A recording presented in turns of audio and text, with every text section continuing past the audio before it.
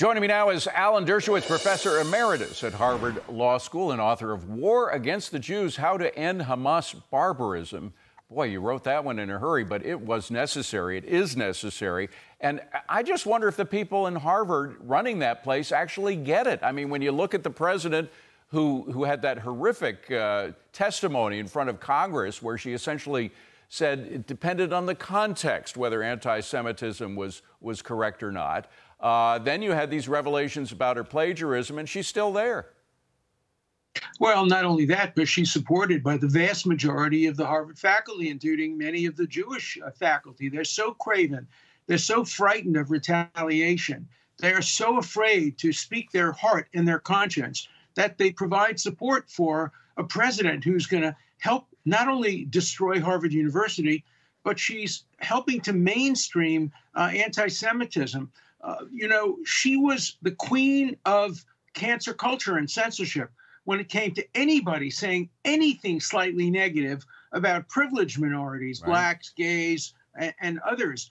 But when it comes to genocide against the Jews, suddenly she's discovered free speech. You can't have free speech for some, but not for others. The worst thing about her testimony is the double standard she applied. But I want to go beyond the universities to the mainstreaming of anti-Semitism. What was the most highly attended movie this weekend? It was The Color Purple, written by Alice Walker, a rampant, virulent, bigoted anti-Semite, somebody who has said terrible, terrible things about Jews, like Kanye West, but unlike Kanye West, has never apologized. She's taking her anti-Semitism right to the bank. She's one of the wealthiest authors in America. Can you imagine if somebody who was anti-black, but a great movie writer and a great book writer, was trying to get a movie produced today?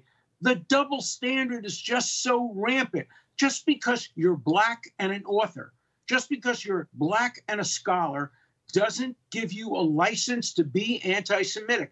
We cannot allow this double standard, and it's becoming pervasive and mainstreamed through America. Well, it is. Excuse me for one second, because it is changing. It is changed. There is pushback. I mean, we had the University of Wisconsin cut back on its DEI programming.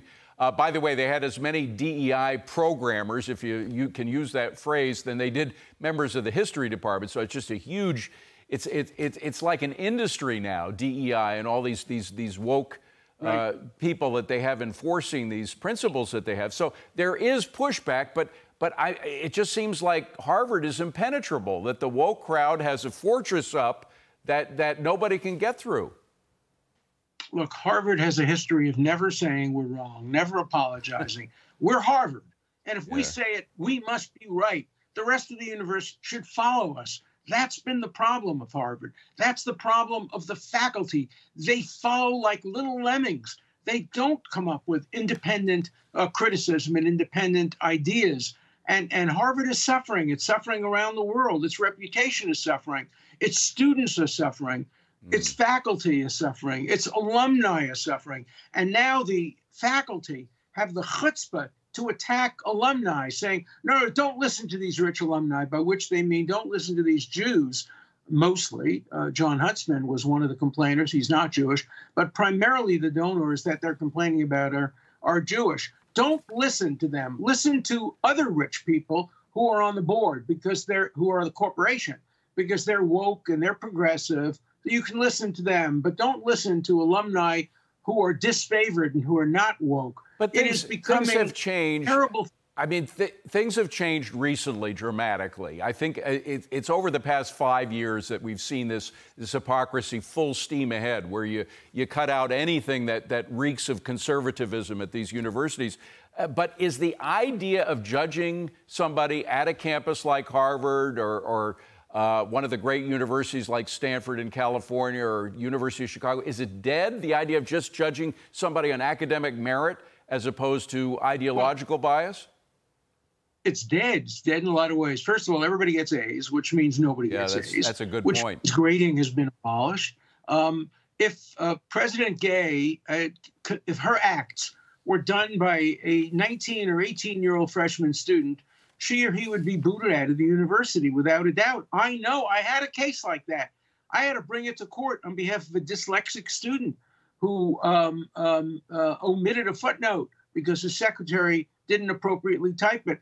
And the school said, no excuses, absolute liability. Doesn't matter if it wasn't your fault. You know, we're accusing you of plagiarism. By that standard, President Gay should have been gone a long, long time ago. The double standard is the problem. DEI stands for the double standard. Right. It says if you're black, we judge you differently from if you're white.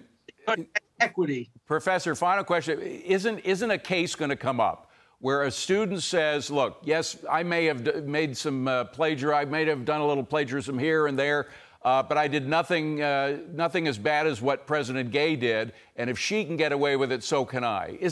Aren't we going to have a case like that? Yes, and I'll defend them pro bono.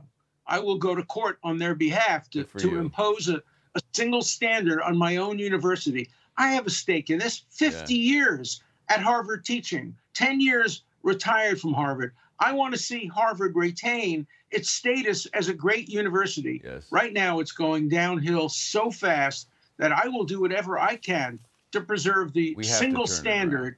You know, the motto of Harvard ought to now be not veritas, but double standard. Oof. Professor, I hope you get a case like that, and I would pay to come to court to see you argue that case.